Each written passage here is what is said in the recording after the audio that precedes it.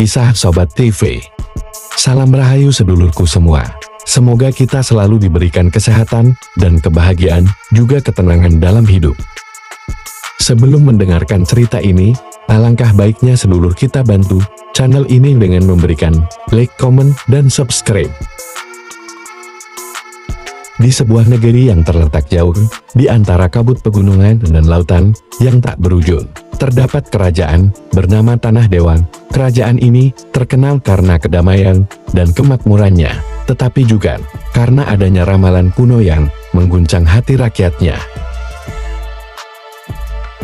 Ramalan itu mengatakan bahwa suatu hari akan datang seorang pahlawan besar, seorang satria yang terlahir dari darah murni, yang akan membawa kerajaan ini ke puncak kejayaan yang belum pernah tercapai. Namun, pahlawan tersebut akan datang dalam wujud yang tersembunyi dan hanya dapat ditemukan oleh mereka yang paling berani dan setia. Pahlawan itu dikenal dengan sebutan Satrio Piningit, yang dalam bahasa Jawa berarti satria yang tersembunyi. Siapakah dia? Kapan dia akan muncul? Semua itu hanya menjadi misteri yang dapat menghantui kerajaan. Pada zaman itu, di desa yang kecil dan terpencil di ujung kerajaan Tanah Dewa, lahirlah seorang anak laki-laki bernama Arya Wirawan. Ia dilahirkan dalam keluarga sederhana, namun menyimpan takdir yang luar biasa.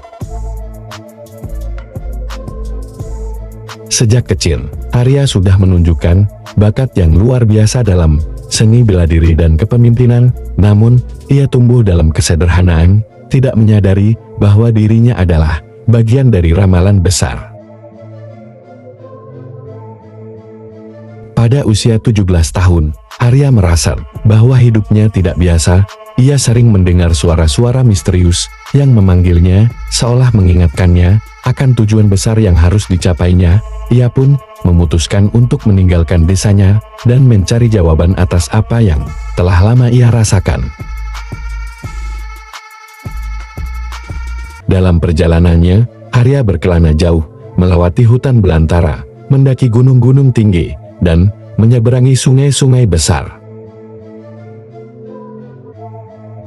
Di setiap tempat yang ia kunjungi, ia menemukan petunjuk-petunjuk kecil yang mengarahkannya pada tujuan yang lebih besar. Di sana, ia belajar dari para pendeta bijak, bertarung melawan bandit, dan menolong mereka yang tertindas. Arya semakin menyadari bahwa dirinya sedang disiapkan untuk suatu misi yang sangat besar.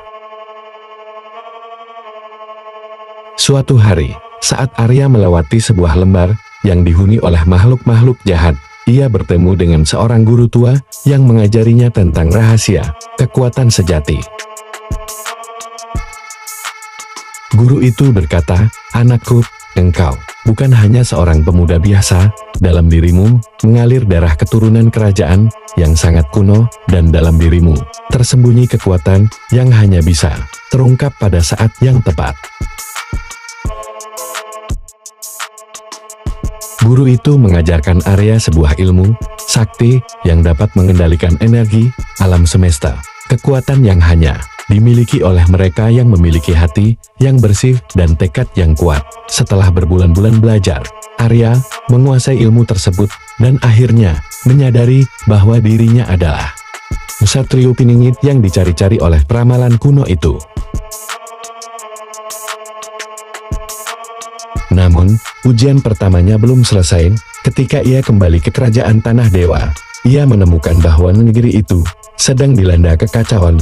Raja yang memerintah, Raja Jaya Negara, telah jatuh dalam pengaruh seorang penyihir jahat bernama Buto Angkara yang berencana untuk menguasai kerajaan dengan menggunakan sihir hitam.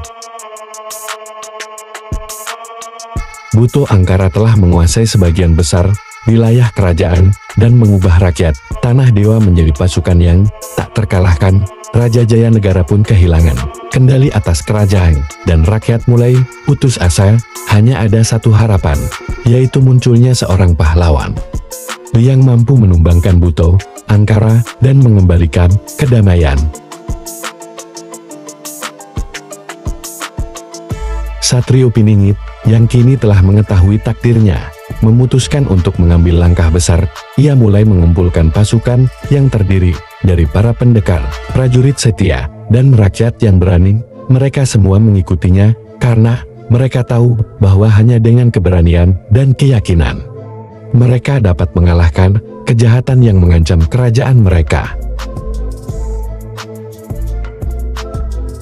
Dalam perjalanan menuju istana Raja Jayanegara, Satrio Piningit dihadang oleh pasukan Buto Angkara, namun dengan kekuatan dan kebijaksanaannya, Arya berhasil mengalahkan pasukan tersebut satu persatu. Ia menunjukkan keberanian yang luar biasa, tidak hanya dalam bertarung, tetapi juga dalam menghadapi godaan dan tantangan yang datang dari dalam dirinya sendiri. Ia harus belajar untuk mengendalikan amarah dan keinginannya, serta memegang teguh nilai-nilai kebaikan yang telah ditanamkan dalam dirinya. Akhirnya, setelah perjalanan yang panjang dan penuh pengorbanan, Satrio Piningit tiba di istana Raja Jayanegara. Di sana, ia berhadapan langsung dengan Buto Angkara, penyihir jahat yang telah merusak kerajaan. Pertempuran antara keduanya sangat dahsyat. Buto Angkara menggunakan sihir hitam yang mengerikan, namun dengan kekuatan batin dan ilmu yang telah ia pelajari, Satrio Piningit berhasil menembus sihir tersebut. Dalam pertarungan terakhir yang sangat menegangkan, Satrio Piningit menggunakan ilmu sakti yang diajarkan oleh guru tuanya untuk mematahkan kekuatan Buto Angkara. Dengan satu serangan pamungkas, ia menghancurkan sihir jahat dan mengalahkan Buto Angkara. Kejahatan itu akhirnya tumbang, dan kedamaian kembali menyelimuti kerajaan Tanah Dewa. Raja Jayanegara yang telah kembali pulih dari pengaruh jahat Buto Angkara mengangkat Satrio Piningit sebagai pemimpin baru kerajaan. Satrio Piningit memimpin Tanah Dewa dengan kebijaksanaan, keadilan, dan keberanian. Di bawah kepemimpinannya, kerajaan Tanah Dewa mencapai masa kejayaan yang luar biasa, dengan perdamaian yang langgeng dan kemakmuran yang melimpah. Satrio Piningit tidak hanya dikenal sebagai pahlawan yang mengalahkan kejahatan, tetapi juga sebagai sosok yang selalu menjaga nilai-nilai luhur dalam hidupnya. Ia mengajarkan kepada rakyatnya bahwa kekuatan sejati bukan terletak pada senjata atau sihir, melainkan pada hati yang tulus, keberanian untuk berbuat benar, dan kesetiaan pada tujuan mulia. Kerajaan Tanah Dewa hidup dalam damai dan sejahtera di bawah kepemimpinan Satrio Piningit. Rakyatnya tahu bahwa meskipun sang pahlawan kini telah tiada, semangat perjuangan dan kebijaksanaan yang ia wariskan akan terus hidup selamanya dalam hati mereka.